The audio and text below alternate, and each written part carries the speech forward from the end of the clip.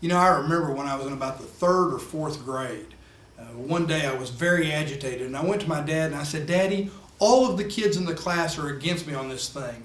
And I went to the teacher because I know you would have told me to do that, and she's with them, and she's wrong too.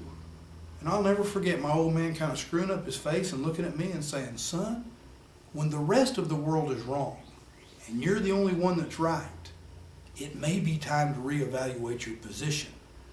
Well, we saw an example of that this past week when Governor Perry finally said that he would be willing to take the federal stimulus money that Texans are entitled to, that's coming to Texans, to help Texans stay in their jobs, get new jobs, and also help us come out of this recession.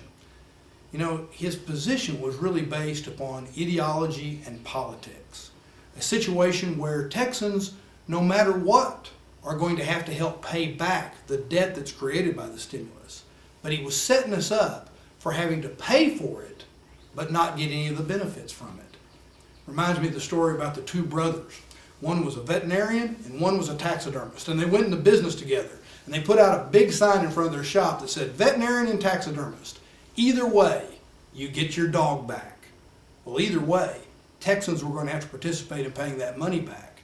So why would the governor put us in a position where we had that side of the equation, but we didn't get any of the benefit? Thankfully, politics and ideology haven't ruled the day. Texans now will be in a position to get these needed resources when we would already have been on the hook for paying them back. I've been very involved in this issue for several weeks now. I've sent letters to state agencies. I've been in meetings with state agencies saying, how do we make sure that we get our fair share so that the money doesn't go to other states and we're not creating jobs in Ohio or Indiana or California, but we're creating jobs right here in Texas.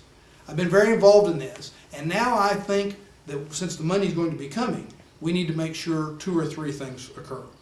Number one, we need to be sure that this money gets spent in Texas in a very open and transparent way so Texans know where the money's going. Second, we need to be smart about how we do it. We need to make sure that we're looking at how we create jobs right now, but we do it in a way that will help spur the economy, not just in the immediate future, but over the long haul.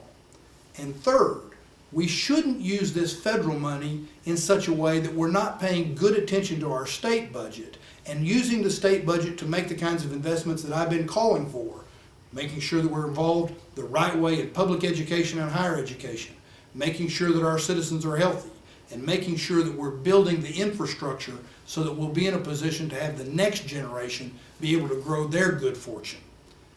Go to the written version of the Watson Wire this week, because in it we're going to talk a little bit about the specifics of the stimulus package. And I'm going to continue to do that from time to time.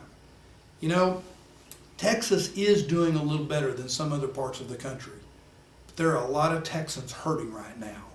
It's important for us to be smart, for us to be creative, and use common sense when it comes to utilizing the stimulus package so we can make sure that the Texas economy is as strong as it can be in these relatively tough times.